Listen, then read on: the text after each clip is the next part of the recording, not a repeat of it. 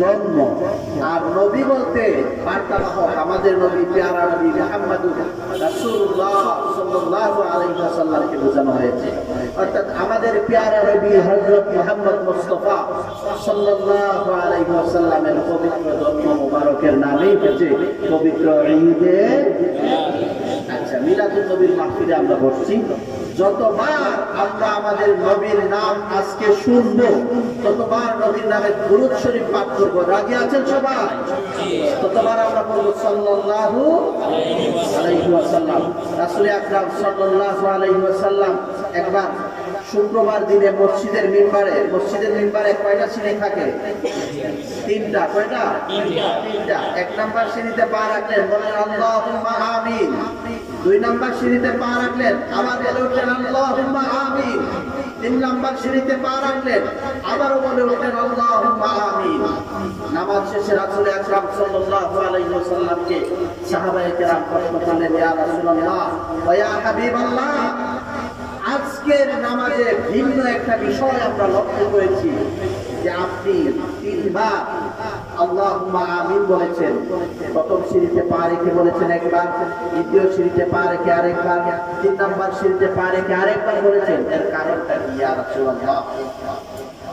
রাসূল আকরাম সাল্লাল্লাহু আলাইহি ওয়াসাল্লাম জবাব দিলেন, শুনো, প্রথম সিঁড়িতে যখন পা রাখলাম আল্লাহর পক্ষ থেকে আল্লাহর জিবরাইল এসে আমাকে বলছো, ইয়া রাসূলুল্লাহ ওয়া ইয়া হাবিবাল্লাহ, যেই ব্যক্তি রমজান শরীফের মাস পেয়েছে অথচ রমজানের রোজা রেখে তার জীবনের গুনাহ মাফ করাইতে পারে নাই, তার মতো সম্ভব আসমানের নিচে জমিনের উপরে নাই, আপনি তার জন্য দোয়া করুন, আপনি বলুন আল্লাহুম্মা আমিন। রাসূল বললেন আল্লাহুম্মা। দুই নম্বর সিঁড়িতে পা রাখলেন, হযরত জিবরাইল এসে বললেন, ইয়া রাসূলুল্লাহ ওয়া ইয়া হাবিবাল্লাহ, যে ব্যক্তি মা এবং বাবা দুইজনকে অথবা দুইজনের একজনকে এই পৃথিবীর জমিনে জিন্দা অবস্থায় পাইল আর মা বাবার খেদমত করে তার জীবনের গুনাহ খাতা মাফ করাইতে পারে নাই, এর মতো সম্ভব আসমানের নিচে জমিনের উপরে নাই, আপনি তার জন্য দোয়া করুন, আপনি বলুন আল্লাহুম্মা আমিন। তিন নাম্বার সিঁড়িতে পা রাখলেন, জিবরাইল এসে বলতেছেন, ইয়া রাসূলুল্লাহ ওয়া ইয়া হাবিবাল্লাহ সাল্লাল্লাহু আলাইহি ওয়াসাল্লাম, যেই ব্যক্তি আপনার পবিত্র নাম শুনলো, আপনার পবিত্র নাম শোনার সাথে সাথে আপনার উপর দুরূদ শরীফ পাঠ করলো না, তার মতো সম্ভব আসমানের নিচে জমিনের উপরে নাই, আপনি তার জন্য দোয়া করুন, আপনি বলুন আল্লাহুম্মা আমিন। তাহলে বোঝা গেল রাসূল আকরাম সাল্লাল্লাহু আলাইহি ওয়াসাল্লামের পবিত্র নাম শুনলে কি করতে হয়? দুরূদ শরীফ। জোরে বলেন, কি করতে হয়? দুরূদ শরীফ পাঠ করতে হয়। তাহলে আমরা যতবার নবীর নাম শুনবো দুরূদ শরীফ পড়তে আমরা প্রস্তুত আছি তো ইনশাআল্লাহ? আমার ভাইয়েরা, আমার বন্ধুরা, আমার বাবাজিরা, আজকের এই পবিত্র ঈদে মিলাদুন নবী সাল্লাল্লাহু আলাইহি ওয়াসাল্লামের মাহফিল, এটা একটা মুবারক মাহফিল।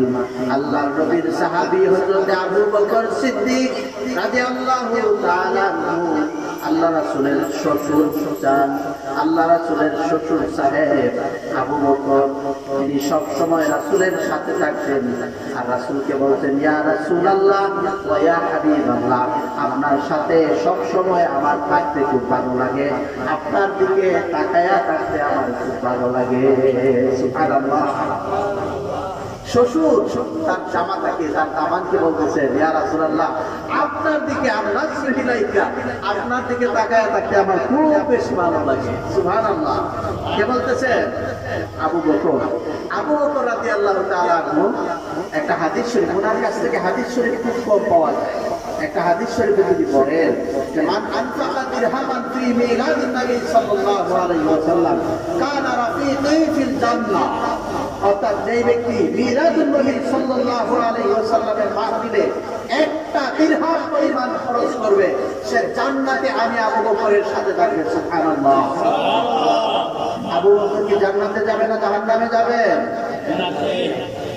রাসূল আকরাম সাল্লাল্লাহু আলাইহি ওয়াসাল্লাম এই পৃথিবীতে থেকে 10 জন সাহাবীকে জান্নাতি ঘোষণা দিয়েছিলেন।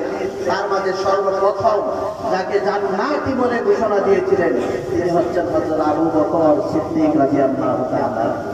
আবু বকর নিঃসন্দেহে সাহেবে, আর সেই আবু বকর বলতেছে যে ব্যক্তি একটা দিরহাম পরিমাণ খরচ করবে মিলাদুন নবীর মাহফিলে, সে আমি আবু বকরের সাথে জান্নাতে থাকবে। সুবহানাল্লাহ। আমরা যারা এখানে মিলাদুন নবী অনুষ্ঠানে খরচ করতে পেরেছি আমরা নিঃসন্দেহে ভাগ্যবান। আল্লাহ রাব্বুল আলামিন যেন আমাদেরকে হযরত আবু বকর সিদ্দিক রাদিয়াল্লাহু তাআলা আনহুর সাথে জান্নাত নসিব করেন। সকলে বলুন আল্লাহুম্মা আমিন। হযরত আব্দুল্লাহ ইবনে আব্বাস রাদিয়াল্লাহু তাআলা আনহুমা থেকে বর্ণিত হাদিস, আব্দুল্লাহ ইবনে আব্বাস রাদিয়াল্লাহু তাআলা আনহুমা তার পরিবারের সদস্যদেরকে নিয়ে একদিন রাসূল আকরাম সাল্লাল্লাহু আলাইহি ওয়াসাল্লামের পবিত্র জন্ম মুবারক মিলাদুন নবী সাল্লাল্লাহু আলাইহি ওয়াসাল্লাম আলোচনা করতেছিলেন। রাসূল কিভাবে জন্মগ্রহণ করলেন, জন্মের পর কি ঘটনা ঘটে গেল, এই সমস্ত বিষয় নিয়ে হযরত আবু বকর, হযরত আব্দুল্লাহ ইবনে আব্বাস রাদিয়াল্লাহু তাআলা আনহুমার পরিবারে আলোচনা চলতেছিল। আল্লাহ রাসূল সাল্লাল্লাহু আলাইহি ওয়াসাল্লাম নিয়ে দেখলেন তারা নবীজির মিলাদ নিয়ে আলোচনা করতেছেন, নবীজির জন্ম মুবারক নিয়ে আলোচনা করতেছেন। আল্লাহ নবী বললেন, ও আব্দুল্লাহ ইবনে আব্বাস রাদিয়াল্লাহু তাআলা আনহুমা, হাল্লাত লাকুম শাফাআতি, তোমরা যে আমার মিলাদ নিয়ে আলোচনা করতেছো, তোমরা যে আমার জন্ম মুবারক নিয়ে আলোচনা করতেছো, তোমাদের জন্য আমি নবীজির শাফাআত ওয়াজিব হয়ে গেছে। সুবহানাল্লাহ। আল্লাহু আকবার। ইয়া সাল্লাল্লাহু সাল্লাল্লাহু আলা মুহাম্মাদ সাল্লাল্লাহু আলাইহি ওয়াসাল্লাম সাল্লাল্লাহু আলা মুহাম্মাদ সাল্লাল্লাহু আলাইহি ওয়াসাল্লাম। আমার ভাইয়েরা, আমার বন্ধুরা, আমার বাবাজিরা, আজকের এই মিলাদুন নবীর মাহফিল নিঃসন্দেহে আল্লাহর দরবারে কবুল। আলহামদুলিল্লাহ, নিঃসন্দেহে আল্লাহর দরবারে কবুল। কারণ এটা নবীজি, এটা আপনার আমার দুনিয়াবি কোনো স্বার্থে আজকের এই মাহফিল নয়। এই মাহফিলটা একমাত্র সম্পূর্ণ নবীর স্বার্থে। আলহামদুলিল্লাহ। নবীর প্রেম যাদের মাঝে আছে তারাই এইরকম মাহফিল আয়োজন করতে পারে। আমরা দাবি করতে পারি আমরা আশিকে রাসূল সাল্লাল্লাহু আলাইহি ওয়াসাল্লাম, ঠিক কি না? আমার ভাইয়েরা, আমার বন্ধুরা, আমার বাবাজিরা, আল্লাহর হাবিব মুহাম্মদুর রাসূলুল্লাহ সাল্লাল্লাহু আলাইহি ওয়াসাল্লাম একদিন জিবরাইলকে জিজ্ঞাসা করলেন, ও জিবরাইল, কাম আমারতা নাসসিন, তোমার বয়স কত? জিবরাইল বলতেছেন, ইয়া রাসূলুল্লাহ, ইয়া হাবিবাল্লাহ, আমার বয়স যে কত আমি সঠিক করে বলতে পারবো না, তবে আল্লাহ রাব্বুল আলামিন আমাকে সৃষ্টি করার পরে পূর্ব আকাশে একটি তারকা দেখতেছিলাম।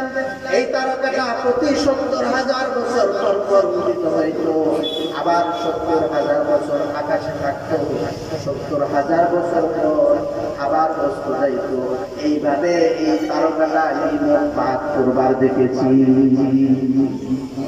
কত হাজার হাজার বছর জিবরাইলের।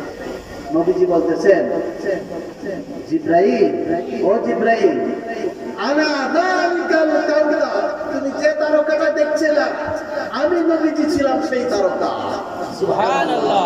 জোরে বলুন সুবহানাল্লাহ। আল্লাহ রাব্বুল আলামিন হাদিসে, আল্লাহ রাসূল সাল্লাল্লাহু আলাইহি ওয়াসাল্লাম হাদিসে ইরশাদ করেন, আউয়ালু মা খালাকাল্লাহু নূরি, আল্লাহ রাব্বুল আলামিন সর্বপ্রথম আমি নবীজির নূরকে সৃষ্টি করেছেন। সুবহানাল্লাহ। সুবহানাল্লাহ। সর্বপ্রথম কি সৃষ্টি করেছেন? আল্লাহ নবী সাল্লাল্লাহু আলাইহি সাল্লাতু ওয়াস সালাম হযরত আদম আলাইহিস সালাতু ওয়াস সালাম থেকে নিয়ে হযরত আব্দুল্লাহ পর্যন্ত এই সিলসিলায় নবীজির আগমন ঘটেছে। এই সিলসিলা এমন একটা সিলসিলা, এই সিলসিলার মাঝে কোনোদিন কেউ অবৈধ কাজ করেন নাই, অন্যায় করে নাই, ব্যভিচার করেন নাই। আল্লাহ রাসূল সাল্লাল্লাহু আলাইহি সাল্লাতু ওয়াস সালাম ইরশাদ করেন, আমি পৃথিবীতে এসেছি সম্পূর্ণ বৈবাহিক জীবনের মাধ্যমে, অর্থাৎ আমার মাঝে, আমার বংশের মাঝে, আমার উপরের বংশের মাঝে, তার উপরে কোনোদিন কেউ ব্যভিচার করে নাই। এমন একটা বংশে, মক্কার সবচেয়ে শ্রেষ্ঠ বংশ হইল হাশেমি। আমরা এই যে গজল গাই না, ও হাশেমে মক্কি, গজল গাই না, ও হাশেম মক্কি, অর্থাৎ হাশিমি বংশের মাঝে সবচেয়ে শ্রেষ্ঠ বংশ হচ্ছে কুরাইশ। আর এই কুরাইশ বংশে আমাদের নবী সাল্লাল্লাহু আলাইহি ওয়াসাল্লাম হযরত আমিনার গর্ভে হযরত আব্দুল্লাহর ঔরসে নবী সাল্লাল্লাহু আলাইহি ওয়াসাল্লাম জন্মগ্রহণ করলেন। সুবহানাল্লাহ, সুবহানাল্লাহ। হযরত আমিনা আল্লাহ রাসূল সাল্লাল্লাহু আলাইহি ওয়াসাল্লামের আম্মা জান হযরত আমিনা বলতেছেন, আল্লাহর নবী মুহাম্মদুর রাসূলুল্লাহ সাল্লাল্লাহু আলাইহি ওয়াসাল্লাম জন্মগ্রহণ করার পরে এই সময়টা এমন সময়টা ছিল সুখে সাদিকের সময়। এই সময়টা রাতও না দিনও না, দিন দাবি করতে পারে না, রাতও দাবি করতে পারে না, এমন একটা সময়। রাতের বেলায় যদি নবীজির আগমন ঘটতো, রাত বড়াই করে বলতো, আমি রাতের বেলায় নবীজির আগমন ঘটেছে। আবার দিনের বেলায় যদি আগমন ঘটতো, দিন বড়াই করতো, রাত তুমি জানো না আমি দিনের মাঝে আমার নবীজির আগমন ঘটেছে। এজন্য আল্লাহ পাক রাসূল আকরাম সাল্লাল্লাহু আলাইহি সাল্লামকে এমন একটা সময়ে পৃথিবীতে পাঠাইলেন, যেই সময়টা রাতও না দিনও না, অর্থাৎ ফজর উদিত হওয়ার সময়, সুবহে সাদিক হওয়ার সময়। এই সময়টাকে আপনি রাতও বলতে পারবেন না, দিনও বলতে পারবেন না। এমন একটা সময় কিছু অন্ধকার রয়ে গেছে। আল্লাহর হাবিব মুহাম্মদুর রাসূলুল্লাহ সাল্লাল্লাহু আলাইহি ওয়াসাল্লামের আম্মা জান বলেন, নবীজি জন্মগ্রহণ করার সাথে সাথে পারস্য, রোম পর্যন্ত, শাম দেশ পর্যন্ত যত উঁচু উঁচু বিল্ডিং গুলা ছিল, প্রত্যেকটা উঁচু উঁচু বিল্ডিং নবীজির জন্মের পরে নবীজির নূরের আলোয় আলোকিত হয়ে গেছে। সুবহানাল্লাহ। দূর দেশের যত উঁচু উঁচু বিল্ডিং গুলা ছিল, সমস্ত বিল্ডিং গুলা আমি স্পষ্ট দেখতে পেয়েছি। সুবহানাল্লাহ। আমরা জন্মগ্রহণ করি কিভাবে? একেবারে সম্পূর্ণ নগ্ন অবস্থায়। আমাদের শরীরে কোনো কাপড়ের টুকরা থাকে না, কিচ্ছু থাকে না, জামা কাপড় কিচ্ছু থাকে না। কিন্তু প্যারা নবী সাল্লাল্লাহু আলাইহি ওয়াসাল্লাম জন্মগ্রহণ করেছেন। নবীজির পবিত্র লজ্জাস্থান মুবারকে আল্লাহ রাব্বুল আলামিন জান্নাতি কাপড় দিয়া লজ্জাস্থানটা ঢেকে পৃথিবীতে পাঠিয়েছেন। সুবহানাল্লাহ। নবীজির লজ্জাস্থান কেউ দেখে নাই। নবীজিকে পবিত্র খন্ডা অবস্থায় আল্লাহ রাব্বুল আলামিন এই পৃথিবীতে পাঠিয়েছেন। সুবহানাল্লাহ। নবীজির লজ্জাস্থান মুবারক কেউ দেখে, একটা জিনিস মনে রাখবেন, নবীজির শরীরে যা আছে সব কিছু মুবারক, বরকতময়। নবীজির পেশাব আপনার আমার পেশাবের মতো নয়, এটা মুবারক, এটা বরকতময়। নবীজির পায়খানা এটা মুবারক, এটা বরকতময়। হযরত আয়েশা সিদ্দিকা রাদিয়াল্লাহু তাআলা আনহা বলেন, আমি বিশ্বনবী সাল্লাল্লাহু আলাইহি ওয়াসাল্লামের পায়খানা মুবারক দেখার জন্য নবীজি যখন হাজত সেরে আসলেন, আমি দৌড়ে গেলাম, গিয়ে দেখি পায়খানা মুবারক দেখা যায় কিনা। গিয়ে দেখলাম সাথে সাথে মাটি গ্রাস করে ফেলেছে, মাটি খেয়ে ফেলেছে, আর সেখান থেকে সুগন্ধ মেশক আম্বরের মতো সুগন্ধ সুঘ্রাণ বের হচ্ছে। সুবহানাল্লাহ।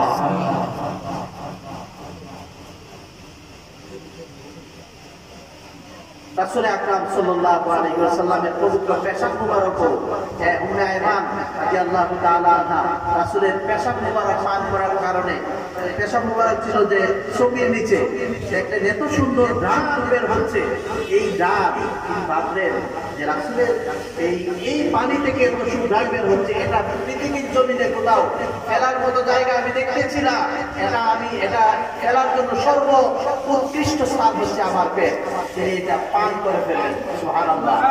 রাসূল বললেন, তুমি তো পান করছো, তোমার জীবনে আর কোনোদিন পেটের কোনো ব্যাপার হইতো না। সুবহানাল্লাহ। আর পেটের তোমার জন্য, তোমার এই পেট জাহান্নামের জন্য হারাম হয়ে গেছে, তুমি জান্নাতে হয়ে গেছে। সুবহানাল্লাহ। আল্লাহ রাব্বুল আলামিন পবিত্র ঈদে মিলাদুন নবী সাল্লাল্লাহু আলাইহি ওয়াসাল্লামের মুবারক মাহফিল প্রথম থেকে শেষ পর্যন্ত যেন কবুল করেন। সকলে বলুন আল্লাহুম্মা আমিন।